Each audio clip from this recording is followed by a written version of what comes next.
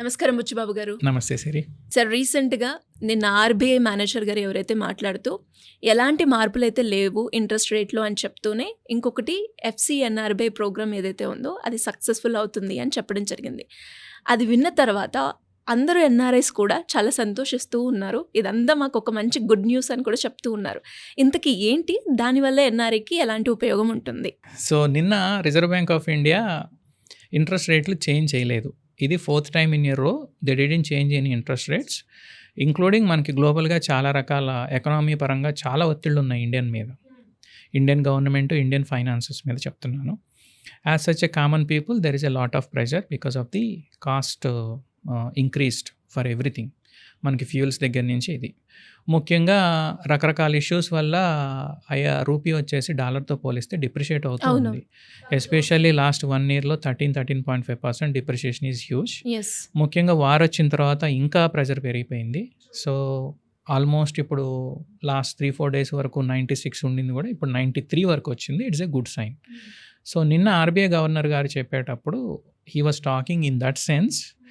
ఏమైంది అని అంటే 2013లో మనకి ఫారెక్స్ రిజర్వ్స్ బాగా పడిపోయాయి. సో ఫారెక్స్ రిజర్వ్స్ బాగా అట్రాక్ట్ చేయడానికి గవర్నమెంటే కొంత కాంపెన్సేట్ చేసింది. అంటే ఆర్బీఐఏ కొంత ఫండ్ని కాంపెన్సేట్ చేస్తూ బ్యాంకులకి ఏం చెప్పిందంటే మీరు ఎన్ఆర్ఐల దగ్గర డిపాజిట్స్ తీసుకురండి అని చెప్పింది. FCNRB అంటారు దాన్ని, foreign currency non resident B category. అలా చేయడం వల్ల మనకేంటి ఉపయోగం? మనకి డైరెక్ట్గా తెలియదు, కానీ ఎకానమీ మీద ఇంపాక్ట్ ఎలా ఉంటుందని చెప్తాను. అది ఇండియన్ గవర్నమెంట్కి మన ఫైనాన్సెస్కి ఎలా మంచిదో ఒక ఎక్స్ప్లెనేషన్ ఇస్తాను. యాజ్ సచ్ ఎన్ఆర్ఐకి ఎలా ఫైనాన్షియల్ బెనిఫిటో కూడా చెప్తాను. FCNRB అనే స్కీము అప్పుడు బాగా సక్సెస్ అయింది.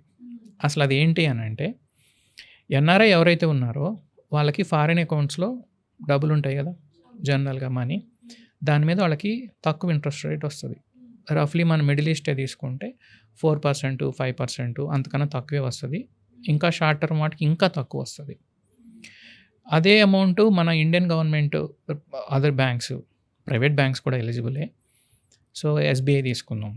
SBI ఓవర్సీస్ బ్యాంక్లో కనుక డిపాజిట్ చేస్తే అక్కడ వాళ్ళు ఇంకొంచెం ఒక 0.5% ఇంట్రెస్ట్ రేట్ ఎక్కువ ఇచ్చే అవకాశం ఉంది. కానీ ఈ స్కీమ్ వల్ల ఏమైంది అని అంటే ఆర్బీఐ కొంత అమౌంట్ని బ్యాంకులకి కాంపెన్సేషన్ ఇవ్వటం వల్ల, అంటే ఇంట్రెస్ట్ రేటుని ఆ కాస్ట్ని వాళ్ళు బేర్ చేస్తున్నారు. ఇప్పుడు RBI interest rate, extra interest రేట్ని బేర్ చేసి సేమ్ అలాంటి స్కీమే ఇప్పుడు పెట్టారు. దీనివల్ల ఎలా స్టార్ట్ అవుతుంది అని అంటే ఒక ఎన్ఆర్ఐకి ఒక $100,000 ఉన్నాయి అనుకుందాం.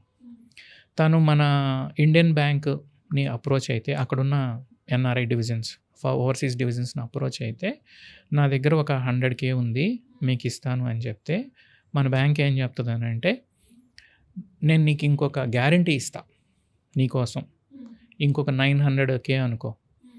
HSBC అయితే ఇంకా ఎక్కువ ఇస్తున్నట్టు విన్నా. సో నేను నీకు గ్యారంటీ ఇస్తా ఇంకో 900Kకి, నువ్వు మొత్తం 1 million ఇవ్వు నాకు.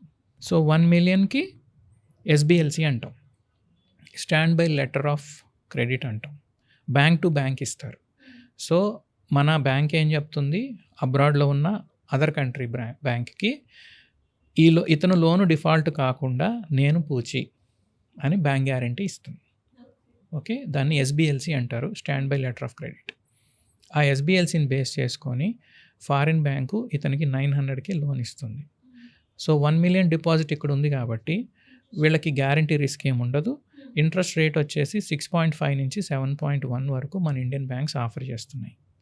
సో నువ్వు 1 million మీద 6.5 నుంచి 7.1% వరకు నువ్వు ఇంట్రెస్ట్ తీసుకుంటున్నావు అంటే నీకు ఇంట్రెస్ట్ అమౌంట్ ROI అంటాం కదా, రిటర్న్, ఓవరాల్గా నువ్వు 100K పెడితే నీకు 18% రిటర్న్ వస్తుంది. Huge profit. That depends bank to bank, country to country. ఓవరాల్గా మేము చూసిన బ్యాంక్స్తో పబ్లిష్ చేసిన బ్రోచర్స్ చూస్తే 16 to 18% అనేది ఈ లెవరేజింగ్ మోడల్. ఇదేంటంటే అక్కడ అబ్రాడ్లో కాస్ట్ ఆఫ్ ఫండ్స్ తక్కువ కాబట్టి వాళ్ళకి తక్కువ ఇంట్రెస్ట్ వస్తుంది. మనకేమో ఇప్పుడు డాలర్స్ కావాలి ఇండియాకి. ఆ డాలర్స్ని కొనుక్కోవటం కోసం కొంత కాంపెన్సేట్ ఆర్బీఐ నుంచి చేస్తే మన రెగ్యులర్ బ్యాంకులు హైయెస్ట్ రేట్ ఇచ్చి తీసుకొస్తున్నాయి. ఎర్లియర్ 3.5% ఉండేది, అప్పట్లో. ఇప్పుడు దాన్ని 6.5, 7.1% వరకు అంటే ఆ కాస్ట్ ఆర్బీఐ తీసుకుంటుంది. మనకి అడ్వాంటేజ్ ఏమొస్తుంది అనంటే డాలర్ల రూపంలో మన ఫారిన్ కరెన్సీ పెరుగుతుంది కాబట్టి మనకి ఎకానమీలో ఉన్న ఇన్ఫ్లేషన్ ఒత్తిళ్ళు తగ్గీయటం కోసం బికాజ్ ఏంటంటే we have huge demand for foreign currencies to buy lot of imports. So దాన్నేమంటాం, ఇటు చెప్పినా ఇటు చేసినా అటు చేసినా మన ఆర్బీఐకి కాస్ట్ సిమిలర్ అవుతుంది కాబట్టి అట్లా అట్రాక్ట్ చేయటం వల్ల రూపీ వర్సెస్ డాలరు ఇంకా అప్రిషియేట్ అయ్యి రూపీ డిప్రిషియేట్ అవ్వకుండా పనికొస్తుంది అనేది ఒకటి. అందుకోసం నిన్న ఆర్బీఐ గవర్నర్ గారు $100 బిలియన్ ఏవో టార్గెట్ పెట్టుకున్నాము, త్వరగానే రీచ్ అయిపోతామని చెప్పారు. సో అది 30th సెప్టెంబర్ డ్యూ డేట్ ఉంది.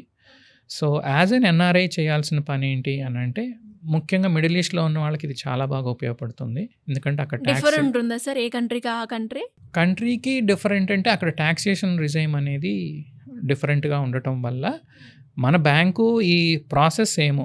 మీ దగ్గర కొంచెం డిపాజిట్ ఉండాలి, దానికి ఒక 10x మీరు లోన్ తీసుకోవాలి.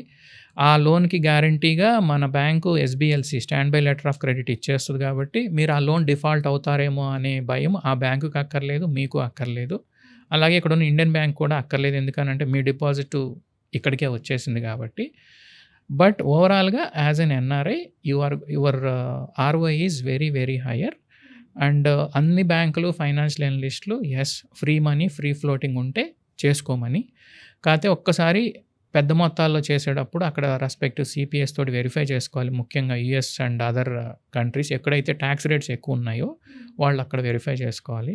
మిడిల్ ఈస్ట్ కంట్రీస్లో ఉన్న వీళ్ళకి, ఆఫ్రికన్ కంట్రీస్ వీళ్ళు కొన్ని పార్ట్స్ ఆఫ్ ద కంట్రీస్లో ఉండి ట్యాక్స్ చాలా తక్కువ ఉన్న వాళ్ళకి ఆ సేవింగ్స్ మొత్తం చక్కగా ఇక్కడ ఇచ్చేసి అట్లాగే లోన్ కూడా తీసుకొని ఎస్బిఎల్సి అరేంజ్మెంట్ తీసుకొని ఒక 15-18% ఆర్ఓఐ కూడా చూడొచ్చు. అండ్ మీరు అన్నట్టుగానే సార్ ఇప్పుడు ఏవైతే ఇంట్రెస్ట్ రేట్ చెప్పారో బ్యాంక్ టు బ్యాంక్ డిఫరెన్స్ ఉంటుందా, ఎలా ఉంటుంది సార్?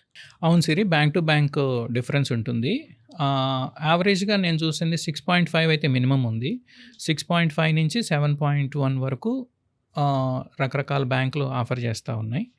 కాకపోతే ఇది 30th సెప్టెంబర్ వరకు మాత్రమే పనికొస్తుంది. ఐ మీన్ టు సే అప్పటి వరకే డెడ్ లైన్ అనమాట. ఆ తర్వాత ఎలాగో టార్గెట్ రీచ్ అవుతున్నారు కాబట్టి ఇంకా అవసరం ఉండకపోవచ్చు అని అనుకుంటున్నాను.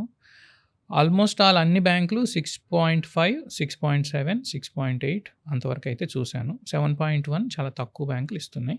కాకపోతే అన్ని బ్యాంకులు కూడాను షెడ్యూల్డ్ బ్యాంకులే, రిజర్వ్ బ్యాంక్ ఆఫ్ ఇండియా గవర్నెన్స్లో నుంచి నడుస్తున్న బ్యాంకులే.